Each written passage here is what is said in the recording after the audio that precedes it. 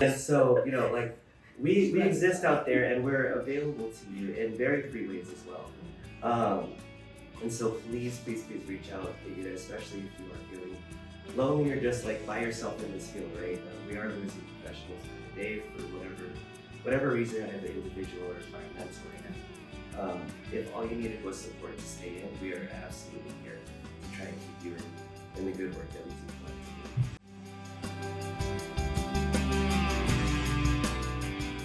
Hello, and welcome to a special edition of Student Affairs Now episode. We're coming to you live from Long Beach, California, where the 2025 ACPA Conference is being held.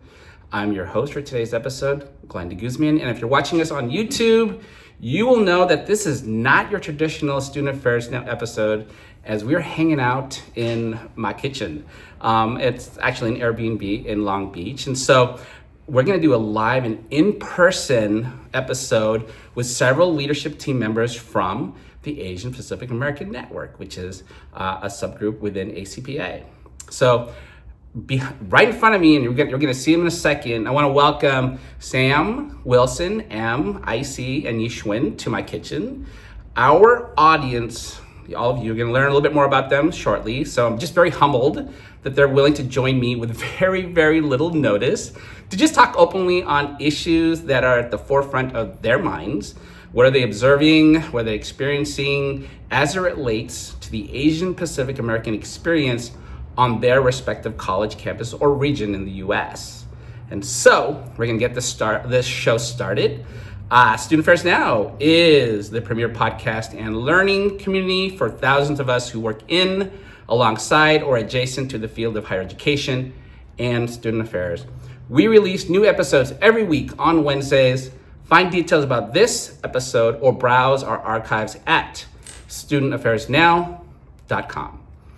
Before we begin, we gotta acknowledge our sponsors who make this all possible. So Evolve, thank you. They help higher ed senior leaders release fear, gain courage, and take action for transformational leadership through a personalized, cohort-based, virtual executive leadership development experience. And Huron's education and research experts help institutions transform their strategy, operation, technology, and culture to foster innovation, financial health, and student success. As I mentioned, I'm your host, Glenn DeGuzman. My pronouns are he, him, his. I'm the Associate Dean of Students and Director of Residential Life at UC Berkeley. Go Bears. You can find out more about me at studentaffairsnow.com. We are broadcasting from Long Beach, California on the traditional lands of the Tongva people, and we pay our respects to their elders, past and present, and future generations who have been the stewards of this land for countless generations. So let's go ahead and meet the APAN Leadership team and get to know them a bit more. Hi, everyone. This is so cool that we're doing this, and we're hanging out in a kitchen. So, and they're at the kitchen table, and let's kind of start with some introductions. If you could do your name, pronoun, and share a bit about yourself, your work role, and your connection to the Asian Pacific American Network. Let's kick it off with you, Sam. Yeah. Hi, everyone. Sam Thornton, she, her pronouns. I'm currently an assistant director in Housing and Residence Life. I do our summer hospitality operations at George Mason University in Fairfax, Virginia. But I have been involved with APAN since 2018 or so, and am one of our current co-chairs for APAN. Yeah, you are. Wilson. Sure. Hey everybody, my name is Wilson Deng. I use he pronouns, and I serve as a case manager at San Jose State University in California. I also currently serve as a scholarship research and advocacy chair with APAN, and my previous role with APAN was a regional ambassador for California. Go Spartans. Go Spartans. I was gonna say my son just recently got accepted to San Jose State. Oh, Nice. congrats. Emily, or M. Yeah, so I'm Emily M. Nakamura. I use she, they pronouns. I'm currently a second year graduate student in College Student Personnel Administration at Illinois State University in Lowell. Go Redbirds. And I also work at Portland Community College as a graduate assistant, so go Hawks. Go Hawks. And I'm a regional ambassador for APAN this year. Very cool. IC. Hi, I'm IC Ulep. I'm a case manager with the University of San Diego, and I've been part of the APAN Directorate Board since 2020 as part of the conventions programs team. Outstanding. And Yi Xuen. Hi, my name is Yi Xuen. I use she, her pronouns. Currently, I'm a resident director at University of California, Berkeley. Go Bears. You didn't say it. Go Bears! Go Bears! I am currently a community engagement co-chair within APAN. This is actually my first year being involved in APAN. In the past, I've always just kind of been a friend to the APAN community. So, yeah. Very cool. Well, let's get started. And co-chair Sam, you get to start us off. So you're one of the co-chairs of the Asian Pacific American Network. And for those in our audience who are not familiar with APAN, can you tell them a little bit more about it, its mission and purpose? Yeah, in my definition and view, the Asian Pacific American Network is a coalition and network within ACPA, but really our main focus is not only bringing folks of the APIDA community together, but specifically those working in student affairs and higher education together in community. It's a great opportunity for networking for our graduate students who are looking for jobs, and even professionals looking for jobs, but also coming together to talk about current events that we're facing and are facing our community, as well as resources and that we can share with one another across our regions and our own universities in supporting our students who are part of the APIDA community, and putting on programs that help foster that sense of community and belonging. You know, and for those in the audience, I've been a member of APAN for as far back as I can remember. I think when I first started, 30-something years ago. I did say 30. And I know that it has been very integral in sort of my development and my understanding of some of the issues that are going on. And I hadn't been to an APAN meeting, admittedly, in a couple of years. And so I got to go to this one this year. And it was one, I was just amazed at how far along this organization has come, and getting to hear some of the cool things that was happening, like the accomplishments within APAN. And I don't know if Wilson or I see if you can kind of speak to some of the accomplishments this past year that you shared at the business meeting. Was there one or two things that you all feel that APAN is just most proud in accomplishing? Yeah, I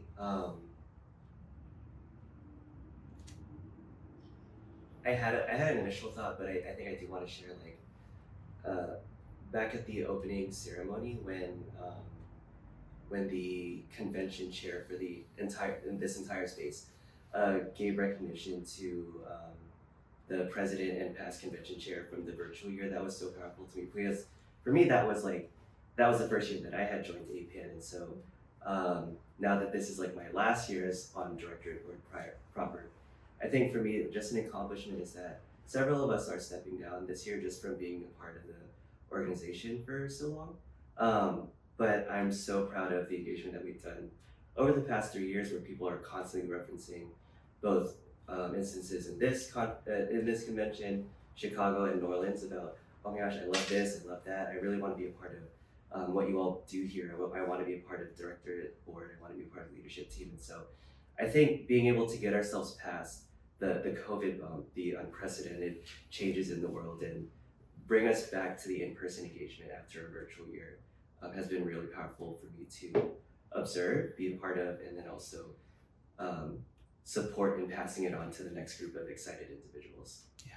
Yeah, there were so many people at the events I've been able to attend so far, and it's just amazing to see the energy and just people coming back and coming in person. So, is there, Wilson, is there another event, that, or a thing that you all are just proud of accomplishing? Sure, I think just to add on to IC's point, in my short 2 years with APAN, which I felt like it was a quick 2 years, I've been impressed with how people from many years ago are still involved in different ways. I think it's really important to continue to invite new folks that are interested in ACPA or APAN, but also with new folks that get engaged. And so for me, my entrance into APAN was really from someone that was involved. And so in my SRA role, I think it's the beauty of reconnecting, connecting, and bringing folks from different backgrounds to do the work is really important, especially for to sustain us, right? So I think that's, to me, it's an evolving, proud moment, I guess. And I think you spoke to a little bit about like how this is a place where professionals, student affairs professionals, those maybe who have an API identity, also get involved. I'm curious, maybe from other folks on this leadership team, what led you, what was your why to get involved in an association like APAN that advocates and supports many of the topics and issues within the APIDA community? I first want to thank IC. I think we actually talked about it a little bit on our walk here. Just like thinking about the transition of like so many individuals that have made this APAN community that community. That was very much what I felt. I felt like I was always like previously I've always just kind of came to APAN for like different events, different socials, and just met like very different individuals. Last year I made the decision to join APAN and to be a part of the leadership team and directorate board because of just how welcoming and just how much comfort that I feel within this space, and that because of that comfort that kept bringing me back to coming to ACPA convention. I was like, I want to do the same for others, and I feel like as community engagement co-chair this year I was able to do some of that, which has been really, really fun. I would say another thing that led me to want to be involved in APAN is just thinking about my positionality as as a woman of color working in spaces that may not have traditionally have people who look like me within leadership spaces, may not have individuals who look like me who supervises me, right? So I think that a lot of the feelings that I feel, just being able to like share that authentically with individuals within APAN and know that my perspectives are understood, and then my challenges is something that I can process with different individuals within APAN has been just extremely empowering and just grounding me within the higher education field as a whole. Yeah. I don't know if anyone has anything to add. I can add on to that. I think similarly, I want to give a shout out to Amanda Asselon and Vigor Lamb, who they fully pulled me into APAN, and I absolutely loved it. They were extremely welcoming and just inviting myself and my cohort member at the time, Thomas Wynn. I'll give you a shout out as well. But just really helped us feel like we belonged, invited us to things, and then similarly, I wanted to create the same experience for others and really help folks feel welcomed in to APAN and continue building that community. Yeah, so in my experience, so I kind of threw myself into APAN in the sense that when I was interviewing for a QOI internship last March, but like for last summer, I interviewed with Lucy Wong at MIT, who is also a part of APAN. Unfortunately, she wasn't able to make it to Long Beach this year. But I was interviewing with her, and at the end of the interview, they were like, "Okay, any questions?" Like the interviewers were like, "Any questions?" And I was like, "Lucy, I heard you're involved with APAN. Please get me involved. I really want to get involved with APAN." And like, she seemed so excited to tell me about it, and that's when I knew I was like, I need to join this stuff. And thankfully that year ACPA, it was last year, ACPA was in Chicago. And so I was able to get involved because I live only like 2 hours south of Chicago. And it was just really wonderful to be able to be in community with a bunch of other Asian student affairs practitioners, like APIDA student affairs practitioners. And so yeah, that was kind of what got me into APAN, and now I'm regional ambassador, so yay. Very cool. So Lucy, Tom, Amanda, Vigor, so your names been tossed out onto this podcast. So there's a lot of love out there for y'all. So, it's kind of funny in talking about connectivity. So this morning, Vigor and I had breakfast. And so, and thank you, Vigor, for covering my coffee. So. Vigor also hosted last night's impromptu APAN social Oh. in his Hyatt suite, and we played mahjong and No! had a lot of Asian snacks and just a lot of Asian community. Oh, that's so phenomenal. So one of the cool things, I mean, y'all are talented. You have stepped up and are on the leadership team.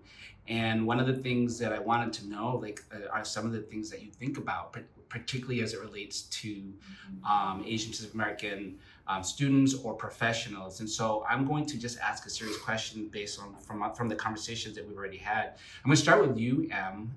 You mentioned in conversation last night that you are currently a graduate student, and you just shared that just now as well. And you spoke about your journey to me about your what it was like being an undergraduate and graduate student at a predominantly white institution, a PWI.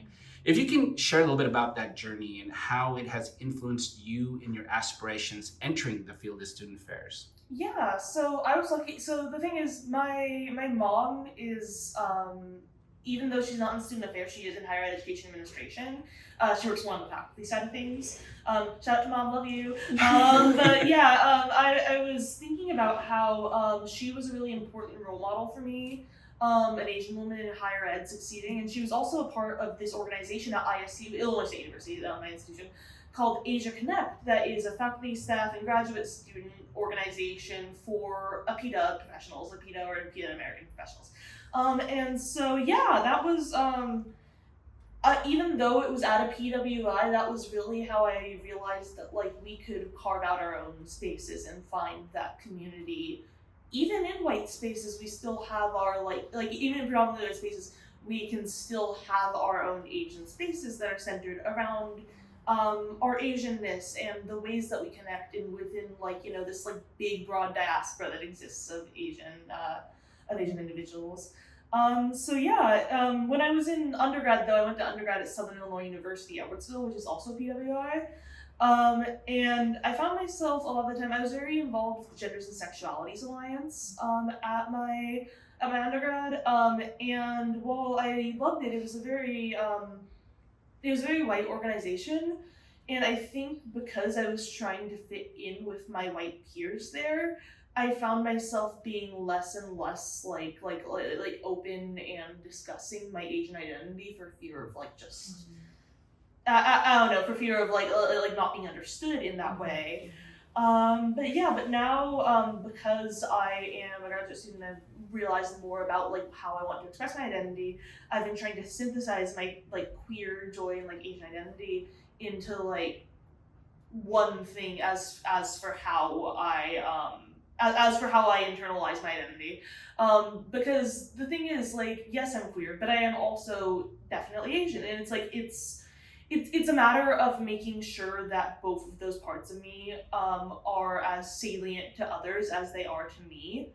And so yeah, I just, now that I don't feel like I have to make myself choose one or the other, I felt like a lot more holistic person. So yeah, that's just my experience of PWIs. It shaped me in a lot of ways. But I think even though I would have liked to have had maybe more community in certain situations growing up, I still had some Asian community that really like helped me conceptualize myself as a professional. So thank you.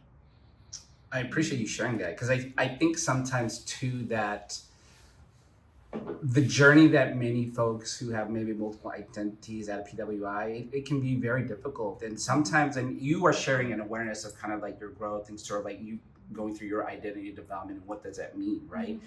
And there's so many folks who may not be able to have that conversation, to be able to process and stay in a certain place in terms of how they want to maybe not share and just and continuously not share or express their full authentic and holistic self. So thank you for sharing that.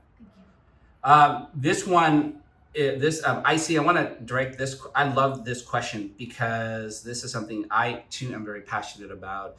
And supporting API professionals and graduate students is something that was mentioned that you deeply care about.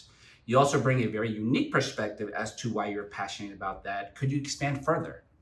Yeah. Growing up Asian for me was definitely interesting. I grew up in a multi-ethnic Filipino Chinese household with Hawaiian culture tied into it, but in Virginia. And so like as a Navy brat. So there's so many connection points to the Asian diaspora for me, or Asian Pacific diaspora, but also with like a very heavy undertone of the white and black culture that exists in Virginia. And so for me, I had this younger self who wanted to just prove that I was a part of the group, that I was in the community. And when I attended my first NASPA back in 2017, one of the people that earned an award at the opening ceremony, his name is Henry G. For those of you who are NASPA engaged, you know that name. If you're in California, you're Asian, you probably know that name. But Henry G had won an award, and when my university, like, because they brought us as undergrads, when we came back and talked about like our experiences over dinner, I talked about that was the first Asian professional I had ever seen on stage, or in this field, in this profession. So for me, it was powerful of like, oh, I see myself in this field. I don't have to prove to those of you who I started out this work with to show that I'm enough. Like, there, my community is enough, which means I too am enough. And then I moved to Rutgers, and there's just Asian people everywhere out in New Jersey, and that was really affirming for me. And I had Asian mentors there, I had Asian faculty there who I could engage in. That's something I didn't have in Virginia. So moving into my professional years at the University of San Diego, which also has quite a bit of Asian diversity there too, we had a big cohort of Asian grad students in our student affairs program. And so I took it upon myself to just bring them together into space, talk about what it's like to be Asian, talk about what makes them happy, you know, like the panda, the poke, right? Like all of those little things, or just taking them out to restaurants, because I think when we enter this field, there's this need to prove ourselves as professionals. And then we overlook what it is to be who we are. And so revisiting those things of like, what are your favorite foods? Or even last night when I really pressed a lot of you of like, do you know Mahjong? If you don't, I'm gonna teach you, right? But like, you know, reclaiming your culture in such soft and unapologetic ways that don't have to be based in proving yourself, or based in work ethic, or based in this or that. And so for me, it is important because that's how I found to be comfortable with myself. And a lot of new professionals, I think, are navigating, oh, I need to prove this to whoever, or I even need to prove my Asianness. Like, no, you don't. You don't. You just need to be yourself and find what makes you happy and really internalize that. Wow, thank you for sharing that. That's pretty powerful. And shout out to Henry G. It's so interesting. When you were sharing your story, I had flashbacks to my very first professional conference was the Asian Pacific American and Higher Education Conference. And I remember, so that's obviously in APAHI, it's a very Asian space. Like, so, and watching senior administrators, and I was a young professional at the time, go on stage and take the mic, speak, receive awards. I was like, this is so cool. We're being honored for being ourselves. And that was it just sort of motivated me to continue in the field. So hearing your story just made me feel kind of firm too. That's pretty cool. Yeah, I'm feeling really good right now. All right, so let's keep rolling. Wilson, this is a big question.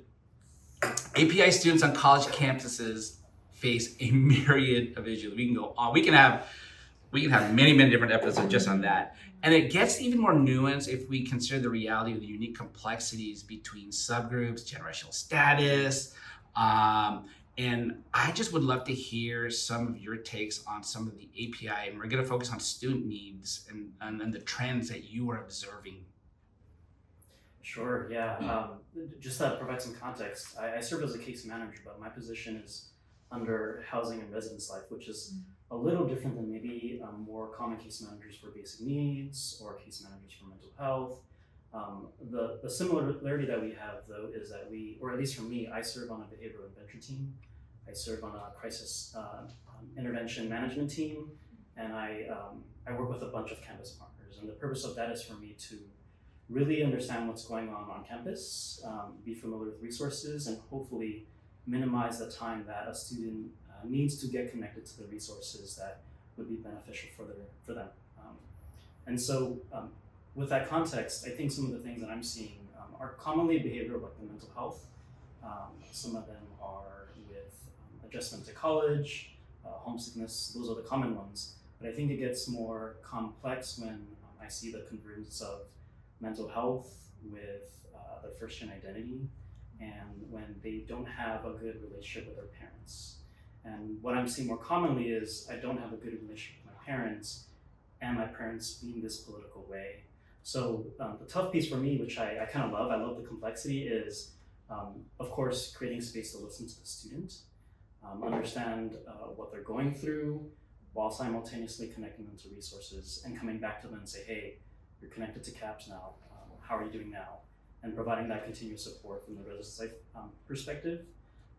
I think the cool thing about being at SJSU, I've only been there 3 months, but the cool thing is that as I'm getting to know campus partners, one of the common spaces that I support APIDA folks is when the students from the CAPICE Center comes to me. So CAPICE stands for Center for Asia Pacific Islander Student Empowerment. And so while their students might not know my resource because I work with residential life students, they may or may know someone that lives on campus. And so I think that in order for me to really hopefully do the work that I do is to be available.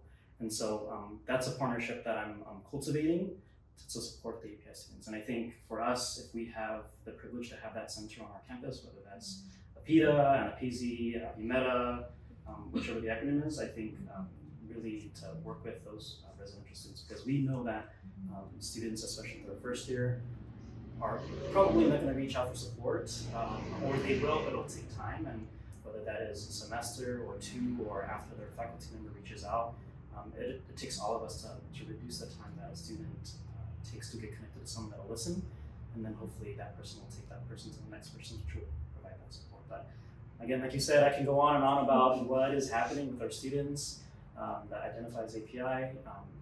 There's a lot of complexity in that.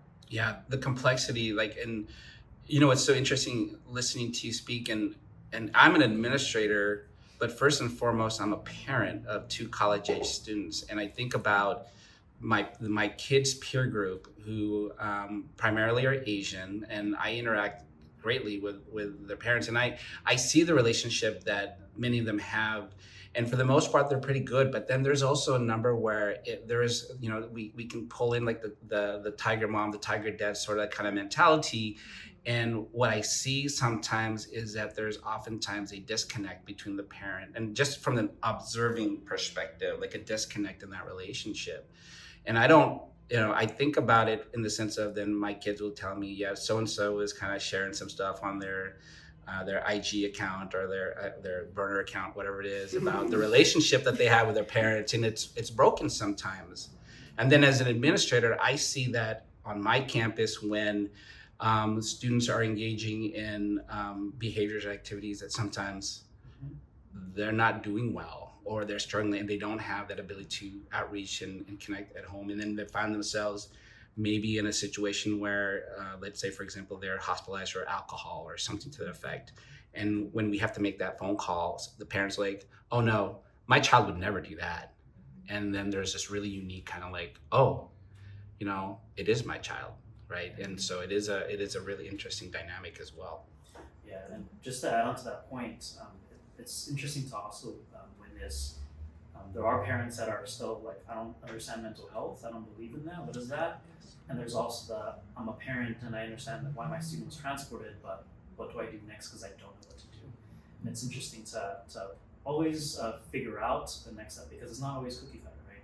It's figuring out with the parent, it's figuring out with the dean of students, it's figuring out with Accessible Education Center or the Disability Service Center and CAPS and all those things. And it's really interesting to see how that evolves, and for the most part, getting those students connected to those resources.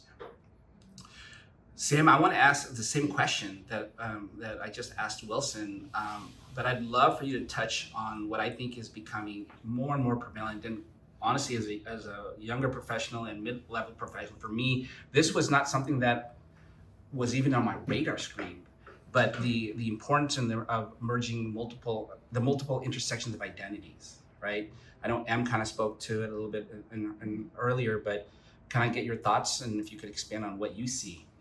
Yeah, I think the 2 that are most prevalent on my mind right now, and just talking with my students and meeting one-on-one, is so far as we have a lot of international students at George Mason. I think about their intersecting identities. I think about financial status as well as, stuff comes down the pipeline, just like the implications of it. I think it's definitely weighing on our students' mental health and trying to figure out, what's going to happen in uncertainties, and just trying to be there for them and supporting them. I really liked a lot of the things that you were saying, and I also think of like my own intersectional identities. I applaud my students in just with like changing times and things. A lot of my students have helped me be more secure and comfortable with my own intersecting identity as a queer APIDA individual. Just being more accepting of myself and being more open about that as maybe somebody who used to be more private. And then also kind of what you were saying of having to prove yourself. I think initially in the APAN space, I was like, as somebody who's multiracial, am I Asian enough to join this space? I felt that. But APAN has always been really welcoming and open to that, and I think we work very closely with the other coalitions in networks. Especially APAN. In creating an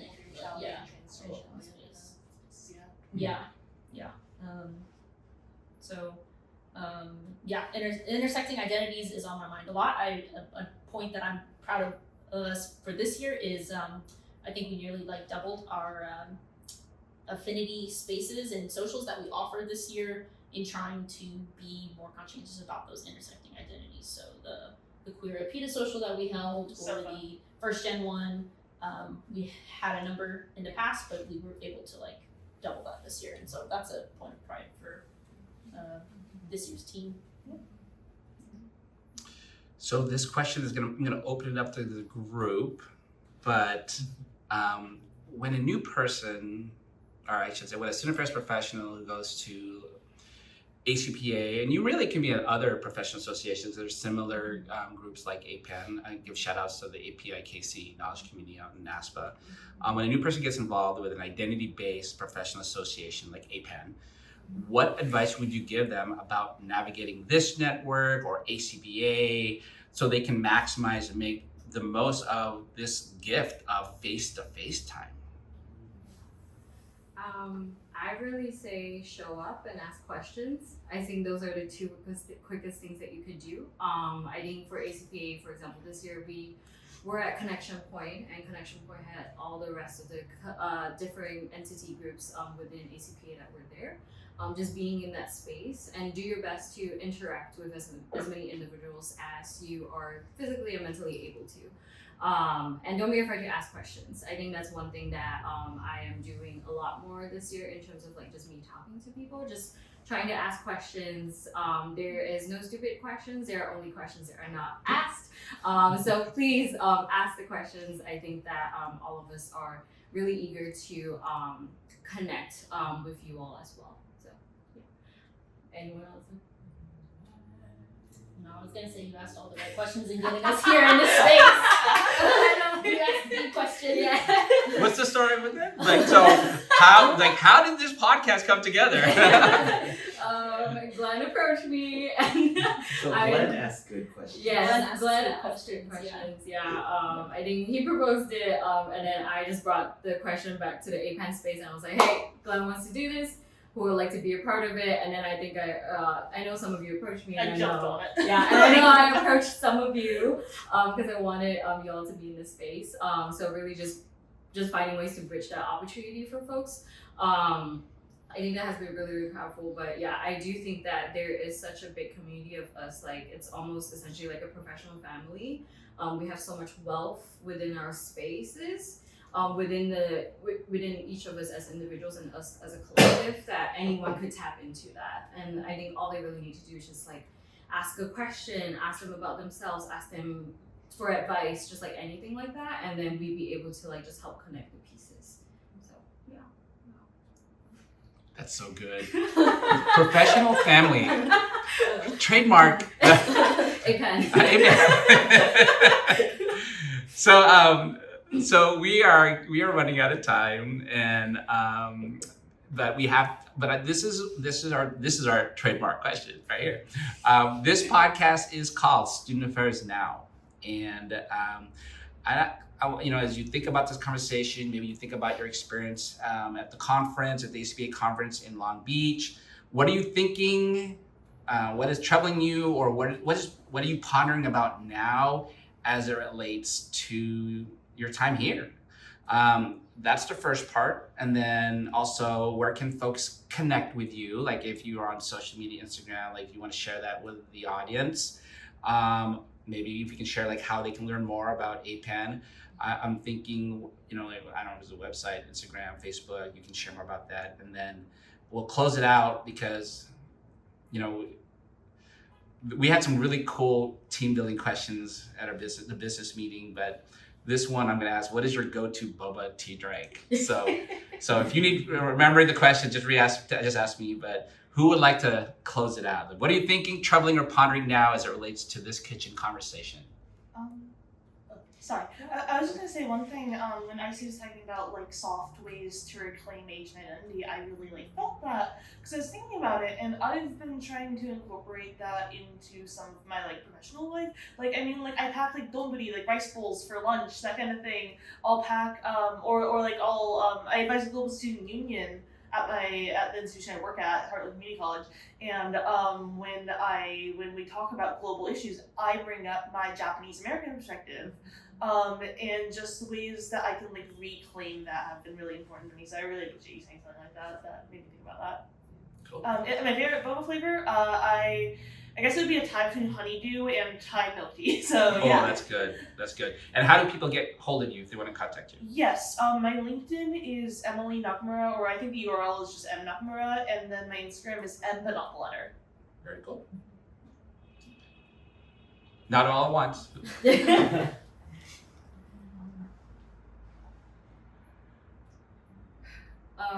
I can go. This is gonna be a lot for me to talk about. I think I'm pondering, and a lot of things are troubling me as of right now in terms of the future of student affairs and the future of education. I do speak on it very much so coming from my perspective. I spoke about being a woman of color, working in a lot of these type of spaces. And I'm thinking through also just the burnout and compassion fatigue that a lot of us feel very quickly and very easily. I have been in this role as a graduate student and as a new professional, and I think every day or every year I learn that more and more people are leaving the field. And it does sadden me because I think a lot of them, I regarded them as mentors or as someone that I looked up to as role models, or just someone that I'm wow, this is who I would like to be, who I aspired to be. And they are making the very, very hard decision to leave the field to protect your peace, to protect themselves. Some of them do end up coming back. They probably just needed a little break, which is perfectly fair, and I think it's much needed, but I do think of it long term. Where would I go? How would higher education be? How would it be? And how are we going to continue to retain so many of the newer, younger professionals who come into this field? So. Very powerful. Boba drink. Favorite boba drink. So this is very important. Oolong milk tea, but and you have to add a boba, but it has to be less than 50% sweetness. Oh yeah. Have to be. Sorry, that's the Asian way. To do it. So when we say something is not that sweet, it is a compliment. So very cool. And how can folks connect with you? Yes, thank you. My LinkedIn is Yi Xuen Tay. Yeah, that will be the best way to reach me. Okay. I resonated with a lot of what you shared. I really sit with we're at this conference and everybody here has spent X amount of dollars to get here. And for a lot of folks, I know that's stressful. I want to connect, but I don't have the funds or don't have the backing to be here. And don't let that be the obstacle, right? We're providing whatever contacts we have. Our organizations, whether here at another conference, are on the websites. Reach out to us. Seek community with us. I know Facebook isn't everybody's favorite platform anymore, but that's where some of us are holding our last strongholds of community. And so, like we exist out there and we're available to you in very free ways as well. And so please reach out, especially if you are feeling lonely or just like by yourself in this field, right? We are losing professionals by the day for whatever reason, either individual or environmental. And if all you needed was support to stay in, we are absolutely here to try and keep you in the good work that we do collectively. My favorite boba is no boba. In my roasted golden oolong tea. Okay. Yeah. And that is the only tea that I will have salted cheese foam. I don't accept salted cheese foam with anything else. Oh. Fair. I can, yeah. Approval. Yes. Approval. Add boba in there, it'll be And perfect. you can find me if you find my suits and my hair at a conference, or if you'd like to look me up on LinkedIn at Ulep. Very cool. I think I'm just feeling very grateful for the time here. Both folks that have said this is their first conference and folks that this may be their last one for a while. Just very grateful for the time and space to be able to be together and have this community, and kind of affirmed that we are all going through this together, and that we will continue to do this work and support our students as best we can. And I think doing so by being our authentic selves and not having all the answers or have it, worked out, but being able and open to those conversations with our students and being there with them. I think about that. And then my favorite boba order is usually like a peach oolong or a green tea, jasmine. Yeah. That's my go-to. Yeah. Green tea jasmine. Yeah. Had some today, it was great. And sweetness level? Sweetness level, less so now. Okay. I used to be very sweet, now less so. I always got 25% because I'm diabetic, but I still need a little bit of sweetness or else it doesn't feel right. Yeah. You can find me on LinkedIn under Samantha Thornton or Instagram S Thornton 1314. Yeah. Please follow us on APAN's Instagram as well. Is that ACPA APAN or APAN ACPA? ACPA APAN. Okay, cool. I never know which ACPA order it's in. You got it. As well as our other platforms and our website through ACPA. Wilson, close us out. Am I the last one? Oh, okay. I do want to echo all the points that were shared. I think the beauty of coming to a convention, ACPA, and specifically APAN, is just the reminder that there's community out there. I feel like it can be very scared to be vulnerable and be very scared to outreach first, kind of like that, at least for me, my first experience as a student, right? But there is community out there, and when we take that first step, there are people that are willing to extend their hand to support and build that together. I'm gonna lean into this proverb. If you want to go far, you go with people. If you want to go fast, you go alone. And so I hope that whether it's in our profession, that we come in community to go far, and maybe sometimes we invite people back and they join us again. So that's what's been on my mind. And my favorite boba drink. I don't have favorites. I usually just ask because I can't decide. I ask the person at the time, like, "What's your favorite?" And I'll let's go with that. Let's go with that, and I just reduce the sugar level because I know that as an aging adult, I need to reduce my sugar level. I want to add on to something Sure. you said about bringing folks back in. I do want to highlight in 2 years' time, we'll be celebrating 40 years for APAN. So this is my shout out to all of those previously involved in APAN, our former co-chairs. If it's been a while since you've been back, but please Come back. join us. Come back. We want to do some special programming and leading up to our anniversary and come join us in Toronto. Oh, I got them on my Facebook. We can. Thank you so much for making that connection. Oh my goodness. Just for our audience, their contact information will be on our website. It'll be on the episode page. And so if you want to outreach to them, please do so. This is an amazing group of folks. And so I am going to wrap this up and say thank you to this amazing group of individuals who, with very little notice, rallied to come to my Airbnb and share space with me and just talk story. I did learn a lot from all of you, and I'm just inspired deeply that you're just taking the time to record this episode and helping Student Affairs now with your insight, your wisdom. These are Thank you, very. Glenn. Thank you, Glenn, for Thank giving you us a so platform to do I so. appreciate it. Just thank you for just helping shape the future of student affairs. I truly, truly mean that. You're emerging leaders in our profession, and I just wish you all the very best. I want to thank Nat and Rosie because you are going to edit this and make us look all beautiful on this podcast, and your efforts do not go unnoticed. We truly appreciate all that you do behind the scenes to make this happen. And of course, our sponsors. Let me talk a little bit more about them. Evolve helps senior leaders who value, aspire to lead on, and want to unleash their potential for transformational leadership. This is a program that Keith Edwards, along with Doctors Brian Arau and Don Lee, offer a personalized experience with high impact value. The asynchronous content and 6 individual and 6 group coaching sessions maximize your learning and growth with focused time investment, greatly enhancing your ability to lead powerfully for social change.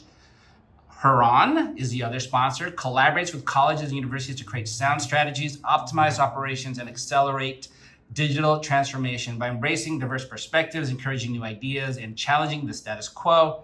Huron promotes institutional resilience in higher education. For more information, please visit go.hcg.com/now. And to all our listeners, and probably a lot of you watching on YouTube, if you're tuning in today and you haven't already subscribed to our weekly newsletter, please take a moment to enter your email on our website, www.studentaffairsnow.com. Stay in the loop with the latest episodes delivered to your inbox every Wednesday. And while you're there, be sure to check out our archives. And I'm not exactly sure when this episode is going to drop, but you got to check out the ACPA live episode that we recorded. Dr. Rochelle Pope and Dr. Heather Shea hosted a phenomenal, powerful live presentation with Sean Harper and Lori Patton Davis. It was incredible. I hope you tune on to that one. Once again, I'm Glenn DeGuzman. See ya. Bye. Bye.